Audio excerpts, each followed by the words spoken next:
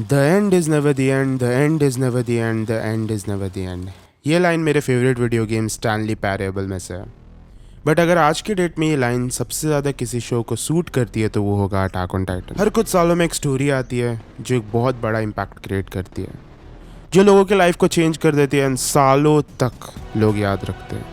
जब मैंने इस शो का लास्ट एपिसोड देखा मुझे नॉस्टैल्जिया हिट हुआ। मुझे फर्स्ट सीजन की याद है, कैसे वो सिर्फ एक action packed adventure field show था जिसमें सब लोग चिल्ला रहे थे हर दूसरी बात पे। जब ये शो एकदम सिंपल था कि वॉल्स के बाहर टाइटन्स है एंड हमें टाइटन्स को मारना है। पर्सनली मैं अटैक ऑन टाइटन का कोई बड़ा फैन नहीं था शुरू में। हाँ, एक बंदा है जिसकी माँ मर गई एंड उसको अब रिवेंज लेना है कि उसकी पूरी फैमिली बर्बाद हो चुकी है टाइटन्स की वजह से एंड वो सारे टाइटन्स को मारना चाहता है। या आई गेट इट, ठीक है, शोनेन टाइप प्लॉट है and I was like popular है, देख लेंगे। वैसे भी ज्यादा एक्शन एनिमे देखता नहीं मैं। बट जैसे जैसे स्टोरी आगे बढ़ी एंड टाइटन शिफ्टर्स का इंट्रोडक्शन हुआ, बर्थोल्ट और राइनर का, उस वक्त मुझे याद है मैंने दो ही वर्ड्स बोले थे, oh fuck.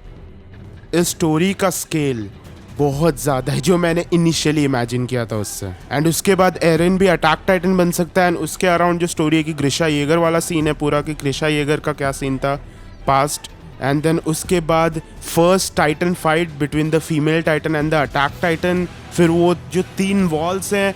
And season 2 was full of action and political drama.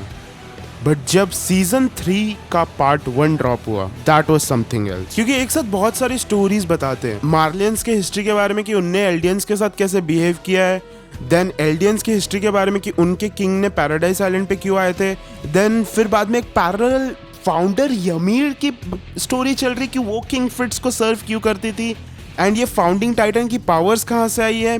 Then एरन की भी काइंड ऑफ स्टोरी चल रही कि उसके मोटिव्स क्या है एंड देन वो स्टोरी चल रही कि सब लोग उसके मोटिव्स ट्राई कर रहे हैं। देन उसकी एक आर्मी बन चुकी है एंड वहां पर सीजीआई एनिमेशन चलेगा। बट ये नेमिंग स्कीम क्या है?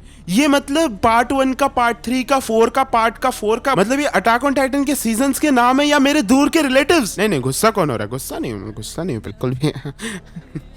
एंडिंग तो सबके लिए स्पॉइल हो ही गई थी, डैम यू मांगा रीडर्स। पर फिर भी लास्ट एपिसोड देखने के बाद मैं सोच में पड़ गया कि जो थीम्स इस शो ने टैकल किए हैं शायद ही कोई शो टैकल कर पाए इतने अच्छे से in near future. Attack on Titan सिर्फ एक एनिमे नहीं था, it was kind of a global event. Non anime watchers भी इस शो को देख रहे थे एंड एनिमे वॉचर्स भी। मैंने सोशल मीडिया पे बहुत सारे पोस्ट भी देखे थे कि literally according to your country वहाँ पे टाइमिंग्स लिखी हुई थी कि फाइनल एपिसोड इतने बजे रिलीज होगा तुम्हारे कंट्री में। And animation wise it's a master class कि कैसे फियर दिखाते हैं लोगों की आंखों में। जो फियर था रम्बलिंग का मुझे भी फील हो रहा था जब मैं उन लोगों के डायलॉग सुन रहा था। फर्स्टली वॉइस एक्टिंग भी अमेजिंग थी एंड उनके फेसेस देख रहा था, जिस वे में वो ड्रॉन थे, जिस वे में एनिमेशन चल रहा था, जिस वे में वो रम्बलिंग से भाग रहे थे, जो कैमरा एंगल से, जो डायरेक्शन है, इट वाज ऑल अमेजिंग। इसके एंडिंग को लेके अभी भी मेरे पास पूरे थॉट्स नहीं है। आई स्टिल फील कि ये शो एरन के मोटिव्स फिगर आउट नहीं कर पाया। एंड आई नो सब लोग बोलेंगे कि उसका मोटिव एक ही है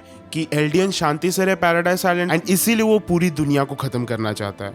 बट इवन जब आर्मिन और उसके बीच में कॉन्वर्सेशन होता है, वो बोलता है कि फाउंडर टाइटन की पावर की वजह से उसको पास्ट एंड फ्यूचर सेम लगता है एंड वो काइंड ऑफ पागल हो रहा है इस चीज की वजह से एंड उसको खुद नहीं पता कि वो क्यों कर रहा है ये चीज, वो क्यों रम्बलिंग कर रहा है, वो क्यों मार रहा है सबको। तो बेसिकली आई डोंट नो कि इसियामा ने उसको एज अ ट्रू विलन भी नहीं दिखाया एंड एज अ साइकोटिक बंदा भी नहीं दिखाया एंड आई थिंक वो थियराइज करने के लिए छोड़ दिया फैंस पे कि फैंस थियराइज करे। तो ये काइंड ऑफ एक वीक एंडिंग लगे मुझे उसके कैरेक्टर के लिए। But it was a roller coaster of emotions. Attack on Titan जैसी स्टोरी शायद ही कभी और आएगी and I will definitely miss this show.